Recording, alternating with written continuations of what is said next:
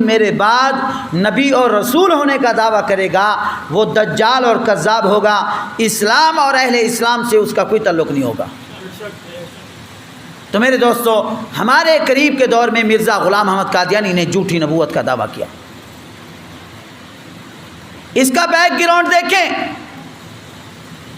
مرزا غلام احمد قادیانی نہ اس کی عقل نہ اس کی شکل، خدا کی قسم وہ ایک شریف انسان بھی نہیں تھا، شریف انسان، اور بہت سارے آؤٹ پٹانگ قسم کے، وہ غلط قسم کے دعوے کرتا ہے، بہت طرح کی وہ بکواسات کرتا ہے، بڑی غلاظت بکتا ہے۔ میرے دوستو، سب سے بڑا اور کفریہ جو دعویٰ اس نے کیا، نعوذ باللہ ثم نعوذ باللہ، وہ کہتا تھا کہ میں بعینہ ہی محمد الرسول اللہ ہوں، نعوذ باللہ من ذالک۔ 1901 میں جھوٹی نبوت کا دعویٰ کیا، 1908 میں مر گیا، جہنم رسید ہو گیا۔ آج 125 سال ہو رہا ہے مرزا قادیانی کو مرے ہوئے۔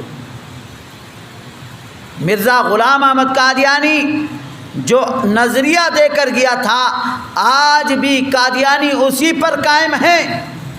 آج بھی مرزا غلام احمد قادیانی کو نعوذ باللہ ثم نعوذ باللہ محمد الرسول اللہ صلی اللہ علیہ وآلہ وسلم سے بڑھ کر درجہ اور مقام دیتے ہیں۔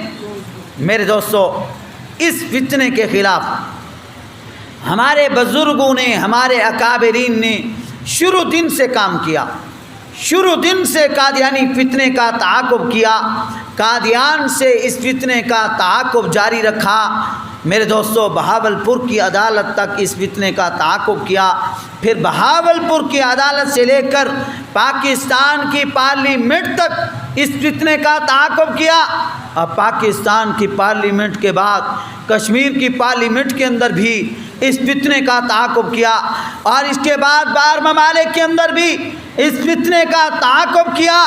میرے دوستو، ہمارے بزرگوں نے پوری دنیا کے اندر ختم نبوت کا تحفظ اور دفاع کیا، پوری دنیا کے اندر ختم نبوت کا علم بلند کیا، اور پوری دنیا کے اندر قادیانی فتنے کو ذلت اور رسوائی کا سامنا کرنا پڑا۔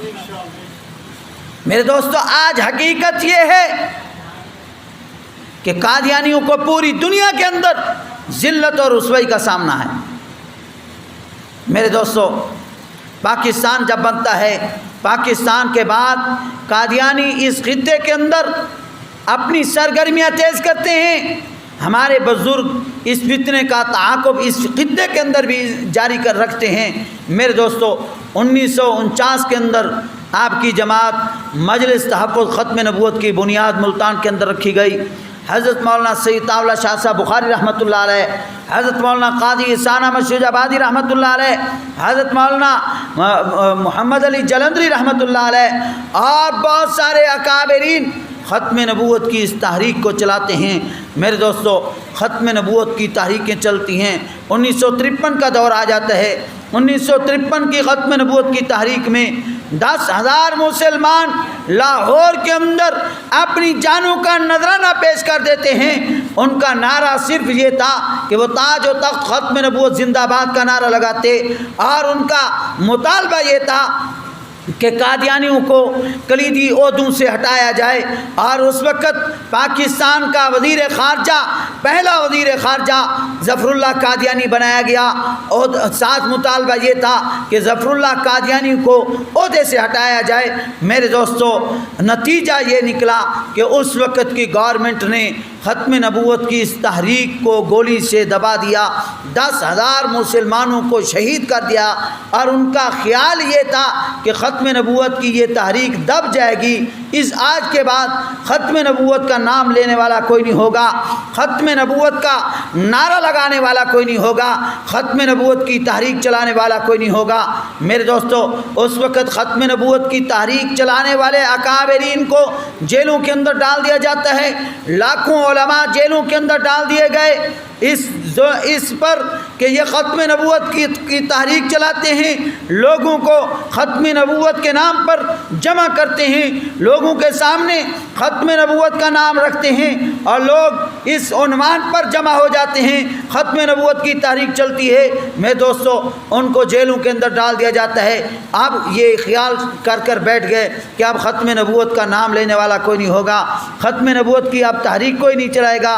اللہ رب العزت نے فضل فرمایا کہ ختم نبوت کی تحریک ہمارے بزرگ یہ دھیمے دھیمے انداز میں چلاتے رہے، لوگوں کی ذہن سازی کرتے رہے، گھر گھر جا کر ختم نبوت کا پیغام پہنچاتے رہے، ختم نبوت کے حوالے سے مساجد، مدارس اور خانقاہوں کے اندر وعظ و نصیحت و تبلیغ ختم نبوت کا کام کرتے رہے۔ میں دوستو اللہ نے فضل فرمایا کہ ختم نبوت کی تاریخ 74 کے اندر چلتی ہے۔ میرے دوستو 22 مئی 1974 کو قادیانی اور مسلمان طلباء کے درمیان چناب نگر، جس کو پہلے ربوہ کہا جاتا، وہاں مسلمان اسٹوڈنٹ اور قادیانیوں کی تکرار ہوتا ہے، آپس کے اندر تو میں ہوتی ہے۔ میرے دوستو مسلمان طلباء نے ختم نبوت کا وہاں نعرہ لگایا اور قادیانی اس سے انہوں نے غصہ کیا، قادیانیوں نے لڑائی کرنے پر آئے۔ اس وقت تو قادیانی طلباء کے ساتھ لڑائی نہ کر سکے۔ میرے دوستو یہ ٹرین پر سوار تھے، یہ ایک تفریح دورے پر جا رہے تھے، ملتان نشتر کالج کے طلباء اور اسٹوڈنٹ تھے۔ میرے دوستو انہوں نے پشاور تک سیر و تفریح کے لیے جانا تھا، انہوں نے واپسی 29 مئی کو اسی ٹرین کے ذریعے سے اسی اسٹیشن سے گزرنا تھا۔ تو قادیانیوں نے پلاننگ بنائی کہ یہ طلباء جب واپس آتے ہیں تو ان کو ماریں گے، ان پر ظلم اور تشدد کریں گے، ان پر اپنا غصہ نکالیں گے۔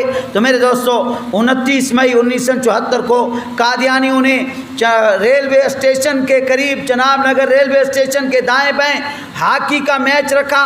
اس بہانے سے پورے پاکستان سے اپنے قادیانی غنڈوں کو جمع کیا، وہاں ڈنڈے سوٹے جمع کیے، ہنٹر جمع کیے، لاٹھیاں جمع کی، اور یہ ظاہری طور پر تو ایسے لگ رہا تھا کہ یہ ہاکی کا میچ کھیلا جا رہا ہے، اصل کے اندر وہ ہاکی کا میچ نہیں تھا، وہ طلباء پر حملہ کرنا تھا، ان کو مارنا پیٹنا تھا، ان پر تشدد کرنا تھا۔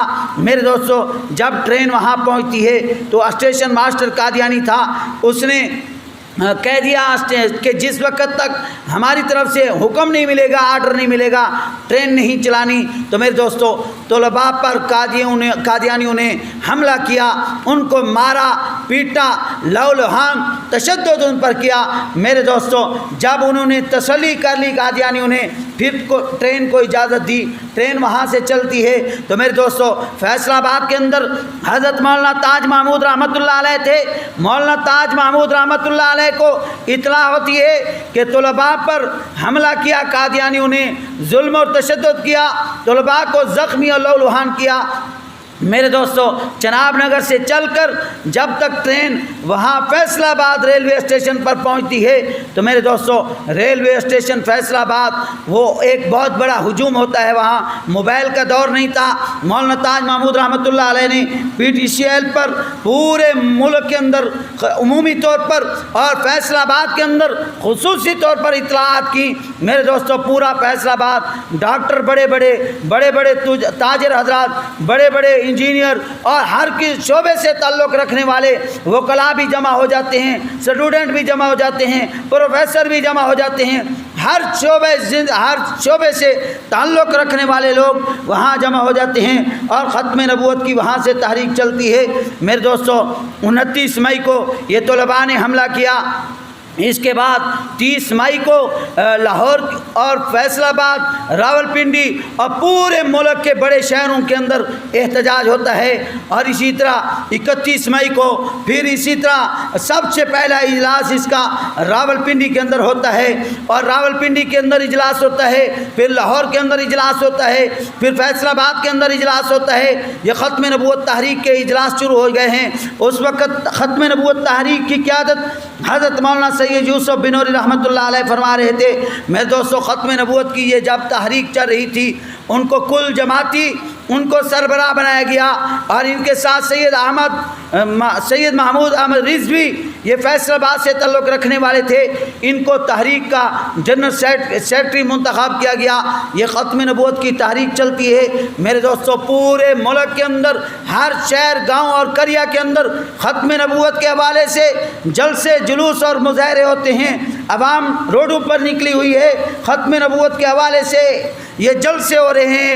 مطالبہ عوام یہ کر رہی ہے کہ قادیانیوں کو بڑے عہدوں سے بھی ہٹایا جائے اور قادیانیوں کو غیر مسلم اقلیت قرار دیا جائے۔ اللہ نے فضل فرمایا کہ یہ تحریک پارلیمنٹ کے اندر جا پہنچی۔ میرے دوستو، جب یہ پارلیمنٹ کے اندر تحریک پہنچتی ہے تو اس وقت پھر ذوالفقار علی بھٹو مرحوم یہ پارلیمنٹ کے سربراہ تھے، وزیر اعظم تھے۔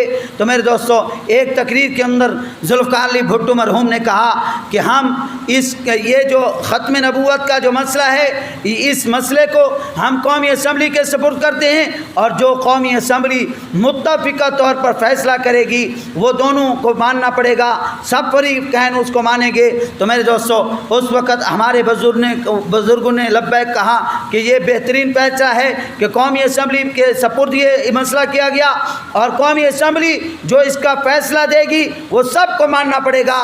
میرے دوستو، اس وقت پورے ملک کے اندر بیرونی سطح پر حضرت مولانا سید یوسف بنوری ختم نبوت تحریک کی قیادت کر رہے تھے، اور ان کے نائب حضرت مولانا خواجہ خان محمد صاحب رحمۃ اللہ علیہ تھے، اور پھر پارلیمنٹ کے اندر ختم نبوت کی تحریک حضرت مولانا مفتی محمود رحمۃ اللہ علیہ ختم نبوت کی جنگ لڑ رہے تھے، مولانا غلام غوث صدار بھی ختم نبوت کی جنگ لڑ رہے تھے، اور آپ کے گجرات سے مولانا چودھری ظہور الہی وہ ختم نبوت کی جنگ لڑ رہے تھے۔ بڑے بڑے اکابرین مولانا شاہ احمد نورانی صاحب وہ بھی ختم نبوت کی جنگ لڑ رہے تھے۔ تو میرے دوستو، قومی اسمبلی کے اندر ختم نبوت کی یہ جنگ لڑی گئی، بالآخر 21 دن اس مسئلے پر بحث ہوتی رہی۔ 21 دن کے بعد پوری پارلیمنٹ نے متفق کا فیصلہ دیا کہ مرزا غلام احمد قادیانی اور اس کے ماننے والے کون ہیں؟ کافر۔ 7 ستمبر 1974 کو یہ پارلیمنٹ کا فیصلہ آیا۔ اس کے بعد قادیانی وہاں سے بھاگے۔ قادیانی نے کہا ہم اس پارلیمنٹ کے فیصلے کو نہیں مانتے۔ قادیانی نے ان کو چاروں ہائی کورٹ کے اندر چیلنج کیا، سپریم کورٹ کے اندر چیلنج کیا۔ میرے دوستو، قادیانیوں کی اپیلیں مسترد ہوتی ہیں، اور تمام ہائی کورٹ ہو یا سپریم کورٹ، انہوں نے ختم نبوت کے اس فیصلے کو برقرار رکھا کہ قادیانی دائرہ اسلام سے خارج ہیں، ان کا اسلام اور اہل اسلام سے کوئی تعلق نہیں ہے۔ تو میرے دوستو، وہ دن گیا، اور آج کا دن قادیانی مسلسل بھاگ رہے ہیں۔ قادیانی اپنے آقاؤں کے پاس جاتے ہیں، قادیانی کبھی کہاں جاتے ہیں، کبھی کہاں۔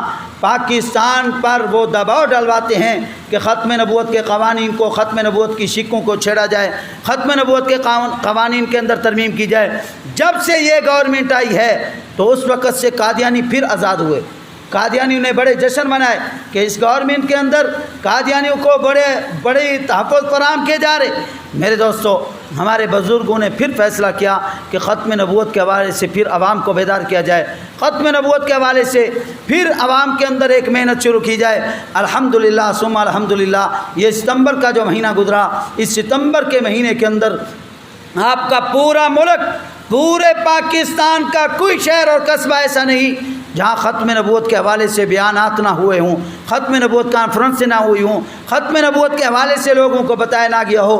میرے دوستو، الحمدللہ پورے ملک کے اندر بڑے بڑے ختم نبوت کے اجتماعات کیے گئے۔ 6 ستمبر کو راول پنڈی کے اندر، 7 ستمبر کو لاہور مینار پاکستان کے اندر، اور اسی 7 ستمبر پشاور کے اندر، اسی طرح 7 ستمبر کو کراچی کے اندر بڑے بڑے اجتماعات کیے گئے۔ ابھی انشاءاللہ 28 29 اکتوبر کو چناب نگر سالانہ آل پاکستان ختم نبوت کانفرنس کا انعقاد کیا جائے گا، اور اس سے پہلے جنوبی پنجاب کے اندر بھی ایک بہت بڑا ختم نبوت کا اجتماع کیا جا رہا ہے 7 اکتوبر کو ملتان قلعہ قاسم باغ کے اندر۔ تو میرے دوستو، یہ پورے ملک کو ختم نبوت کے حوالے سے جلسہ گاہ بنایا گیا، ختم نبوت کی تاکہ دوبارہ ایک بیداری پیدا کی جائے، عوام کے اندر ختم نبوت کی بیداری لائی جائے، ہر عام و خاص کو ختم نبوت کا علم ہونا چاہیے۔ تو میرے دوستو، پیغام آخر کے اندر یہ ہے کہ قادیانیوں کی مصنوعات کا بائیکاٹ کیا جائے، قادیانیوں کے اداروں کا بائیکاٹ کیا جائے، شاہتاج شوگر مل کا بائیکاٹ کیا جائے، منڈی بہودین کی شاہتاج شوگر مل اور اسی طرح ذائقہ گھی کا بیکاٹ کیا جائے، شیزان کا بیکاٹ کیا جائے۔ یہ قادیانیوں کے وہ ادارے ہیں جن کی اربوں خربوں روپے کی آمدنی محمد الرسول اللہ صلی اللہ علیہ وسلم کی عزت اور عظمت کے خلاف استعمال کی جاتی ہے۔ تو میرا اور آپ کا یہ مذہبی فریضہ ہے، حضور سے محبت کا یہ حقیقی معنی کے اندر ہر مسلمان حضور سے محبت کرتا ہے، اور محبت کا یہ تقاضا ہے کہ جو حضور کا دشمن اور گستاخ ہے اس سے سوشل بیکاٹ کیا جائے۔ کیا توقع رکھوں؟ قادیانی مصنوعات کا کون بیکاٹ کرے گا؟ صاحب کوشش کریں گے جب دکان پر جائیں تو دکان پر جا کر تو ہم کہتے ہیں بھئی منڈی کی چینی، وہ موٹی چینی ہے وہ دے دیجیے ہمیں۔ دکان پر جائیں تو ہمیں پھر بھول جاتا ہے مسئلہ، ہم کہتے ہیں کہ وہ قادیانیوں کا گھی جو ہے وہ اچھا گھی ہے وہ ہمیں دیا جائے۔ جب دکان پر جاتے ہیں تو ہم کہتے ہیں شیزان جوس ہمیں دیا جائے وہ اچھا جوس ہے۔ میرے دوستو، جب میں دکان پر جاتا ہوں تو میں دکاندار سے یہ کہتا ہوں کہ شیزان کے مقابلے میں گھٹیا سے گھٹیا قسم کا بھی کوئی مصنوعات میں سے جوس ہے یا کیچپ جیم اچار ہے تو وہ مجھے دے دیں، وہ میں لینے کے لیے تیار ہوں۔ قادیانیوں کی چیز میں استعمال کرنے کے لیے تیار نہیں ہوں۔ تو اتنی وضاحت کے بعد قادیانی اپنی کمائی کا 10واں حصہ حضور کی عزت اور عظمت کے خلاف استعمال کرتا ہے، اس لیے قادیانیوں کی مصنوعات کا بیکاٹ ضروری ہے۔ اس پیسے سے لوگوں کو مرتد اور مرزائی بناتے ہیں، اس پیسے سے گستاخانہ لٹریچر شائع کرتے ہیں، تو کیا توقع رکھوں کون کون بیکاٹ کرے گا انشاءاللہ؟ دکان پہ جا کر بھولیں گے تو نہیں بھائی، دکاندار کو بھی دعوت دیں گے انشاءاللہ کہ قادیانیوں کی مصنوعات نہیں بیچنی، دکاندار کو بھی دعوت دیں گے۔